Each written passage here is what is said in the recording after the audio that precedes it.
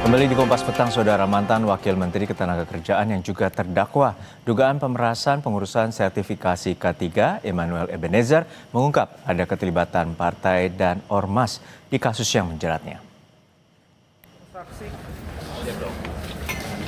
Hal ini disampaikan Noel sebelum menjalani sidang lanjutan di Pengadilan Tipikor, Jakarta. Noel memberikan petunjuk dugaan partai yang diduga menerima aliran dana dalam permainan kasus pemerasan pengurusan sertifikasi K3 di Kemenaker adalah partai yang menggunakan huruf K pada nama parpolnya. Sebelumnya, Emmanuel Ebenezer didakwa menerima gratifikasi senilai 3,36 miliar rupiah serta 1 unit sepeda motor mewah bermerek Ducati.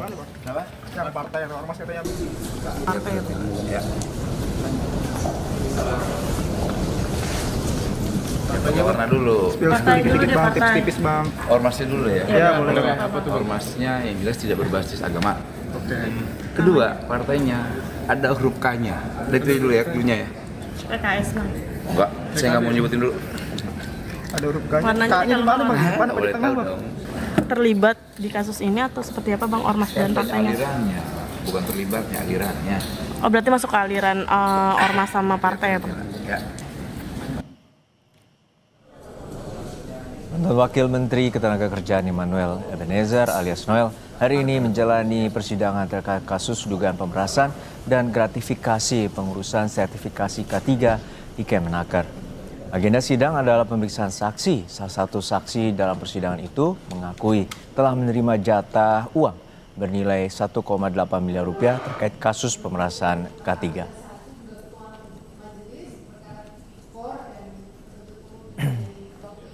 Lalu siapa dugaan parpol yang disebut dan juga ormas yang dimaksud mantan Wamenaker Emmanuel Ebenezer menerima aliran dana dugaan pemeriksaan pengurusan sertifikasi K3 di Kementerian Ketenagakerjaan? Kita tanyakan langsung pada peneliti Pukat UGM Zainur Rohman. Selamat sore Mas Zainur.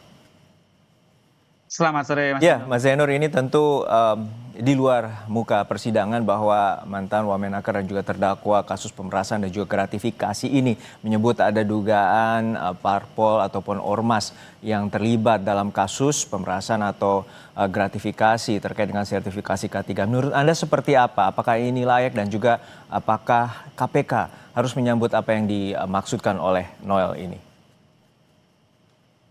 Ya, di dalam proses penyidikan, seorang tersangka sudah diberikan sekian banyak daftar pertanyaan terkait dengan perkara. Dan pertanyaan tersebut juga biasanya diajukan kepada semua tersangka untuk mendalami bagaimana konstruksi perkara itu secara utuh dan bagaimana peran masing-masing pelaku. Nah, kalau kita baca di dalam dakwaan, tidak ada satupun keterangan dari para terdakwa ini di tahap penyidikan yang menyebut adanya aliran dana atau keterlibatan dari ormas atau parpol. Nah, ketika sekarang salah satu terdakwa yaitu IEG alias N, mantan Wamenaker, mengatakan bahwa ada keterlibatan dari parpol, ya sampaikan di dalam muka sidang. Sampaikan apa yang diketahui oleh terdakwa mengenai terlibatnya parpol tersebut dan kemudian bagaimana tindak pidana yang dilakukan oleh parpol. Kan tidak mungkin parpol itu beraksi sendiri. Parpol itu berbuat diwakili oleh pengurusnya.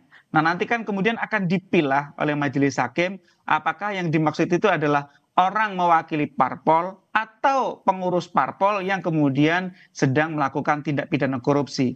Nah, saya pikir nanti kalau memang betul informasi tersebut bisa di cross check di depan persidangan, majelis hakim bisa memberi petunjuk kepada KPK untuk mendalami informasi yang disampaikan oleh terdakwa. Namun kalau nanti hasil cross check di depan muka sidang ternyata keterangan dari IEG alias N ini tidak cukup beralasan, ya kita bisa menganggap bahwa ini tidak lebih dari bluffing, upaya untuk membuat keruh perkara dari IEG ini. Gitu Mas Juno. Ya, nanti Anda menyampaikan bahwa bluffing ini dugaan bahwa ini dalih dari proses persidangan yang harusnya fokus terkait dengan kasus pemerasan di mana bernilai 6 miliar rupiah dan juga adanya gratifikasi bernilai 3,3 miliar rupiah. Artinya ini hanya atau tidak, bila tidak dibawa ke muka persidangan, ini hanya menjadi soal bluffingnya dari seorang Noel? Ya, semua akan clear kalau semuanya diperiksa di depan muka sidang. Kalau disampaikan oleh terdakwa sebelum sidang atau sesudah sidang di luar agenda persidangan, maka keterangan tersebut akan susah untuk di cross check, didalami atau dimintakan akuntabilitasnya. Sehingga sekali lagi kami rakyat sangat mengharapkan semua pihak yang menyampaikan keterangan terkait dengan perkara itu bersedia menyampaikan keterangannya di depan muka sidang agar keterangan tersebut bisa didalami dan bisa diuji. Kalau keterangan ini sekali lagi hanya disampaikan di luar sidang dengan keterangan-keterangan lain, ini kemudian akan susah untuk memberikan kontribusi terungkapnya perkara dengan utuh. Nah, ini kan sebenarnya IEG ini juga selain mengatakan bahwa ada parpol yang diduga ikut menerima, ini kan juga tadi kalau kita dengarkan keterangannya itu menyampaikan berbagai serangan kepada KPK ya. Antara lain mengatakan bahwa OTT KPK itu bohong besar, OTT itu adalah operasi tipu-tipu, KPK telah membohongi presiden, membohongi rakyat gitu ya. Padahal kalau kita ikuti persidangan pertama, IEG ini sudah menyampaikan pengakuan bersalah, bahwa dia memang bersalah melakukan tindak pidana korupsi. Nah, oleh karena itu publik kita ikuti saja bagaimana proses persidangan ini berlangsung dengan tetap skeptis kita ikuti dengan sabar bagaimana keterangan-keterangan yang disampaikan di luar sidang itu harusnya dibawa masuk ke dalam keterangan yang disampaikan di muka majelis hakim. Kenapa demikian? Agar bisa didalami. Kalau sudah didalami dan itu informasinya valid, cukup kuat, majelis hakim bisa perintahkan kepada JPU KPK. Tolong KPK tindak lanjuti keterangan dari IEG ini sebagai terdakwa, apakah betul ada aliran dana ke parpol? Apakah betul ada aliran dana ke ormas? Kalau itu diperintahkan oleh majelis hakim, maka aparat penegak hukum tidak akan punya ruang untuk kemudian mengelak, tidak akan punya ruang untuk kemudian tidak menindaklanjutinya, karena bisa ditanyakan lagi nanti di persidangan berikutnya apakah perintah sebelumnya sudah ditindaklanjuti atau belum. Mas Juno? Ya, tentunya menarik bahwa sebelumnya pada 19 Januari terdakwa Noel juga menyatakan telah mengakui bersalah seperti Anda sampaikan tadi, dan juga mengakui menerima uang sebesar 3,3 miliar rupiah sebagai gratifikasi. Namun untuk saat ini dalam arus aliran uang ini tentu tidak sulit untuk dibuktikan. Artinya seperti apa misalnya untuk penyidik telah melakukan penyidikan terkait dengan kasus korupsi ini, lalu seperti apa sebenarnya di muka persidangan nanti pembuktian dari pihak jaksa, terutama jaksa penuntut umum dari KPK? Ya, kan dari masing-masing terdakwa ini sudah disampaikan dakwaannya. Di dalam dakwaan sudah diuraikan perbuatan yang dituduhkan, didakwakan sebagai perbuatan pidana beserta dengan keuntungan material berupa sejumlah uang yang dinikmati diterima oleh masing-masing terdakwa. Nah, nanti kalau keterangan yang disampaikan oleh terdakwa, salah satu atau lebih dari seorang terdakwa, misalnya masih ada orang-orang lain di luar mereka yang ikut menerima hasil kejahatan, maka itu bisa didalami oleh aparat penegak hukum, misalnya dengan analisis transaksi keuangan. Dari rekening-rekening yang sudah disita oleh KPK sebagai rekening penampungan, bisa dilihat uang yang sudah ditampung di dalam rekening tersebut dialirkan kemana saja. Di dalam daftar transfer itu kan terlihat ada nomornya, ada namanya, kemudian didalami apakah nama-nama tersebut memang benar menerima sejumlah uang. Kalau memang benar menerima sejumlah uang, peruntukannya untuk apa? Apakah untuk transaksi yang sah atau transaksi yang melawan hukum? Kita dengar KPK di akhir tahun 2025 kemarin juga sudah menambah ada 3 tersangka baru.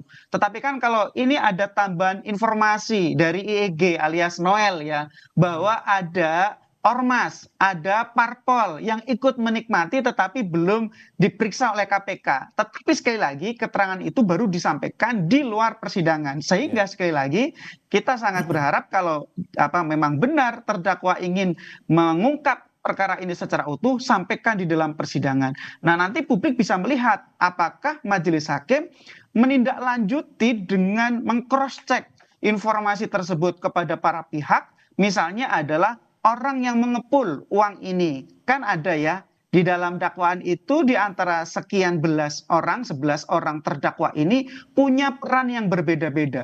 Ada rekening-rekening tampungannya, di sana sudah ada nomor rekeningnya, ada namanya, ada isi jumlah uangnya, kemudian aliran dananya. Itu kan nanti bisa di cross check. Baik. Kalau memang betul ada aliran dana ke parpol, ke ormas, ya tindak lanjuti oleh aparat penegak hukum dengan melakukan pemeriksaan terhadap mereka. Meskipun mereka ormas, meskipun mereka parpol, mereka tidak bebas dari pertanggungjawaban hukum. Itu Ya, Mas harus Juno. tunduk terhadap di muka hukum atau penegakan hukum, dan juga nantinya kita menantikan bagaimana pernyataan resmi Noel juga nanti di muka persidangan untuk membuktikan bahwa ada misal dugaan ormas ataupun parpol yang diduga terlibat dalam kasus pemerasan ataupun gratifikasi di Kemenaker. Terima kasih sekali lagi peneliti Pukat UGM Mas Zainur Rohman telah berbagi perspektif di Kompas Petang. Sehat-sehat selalu Mas.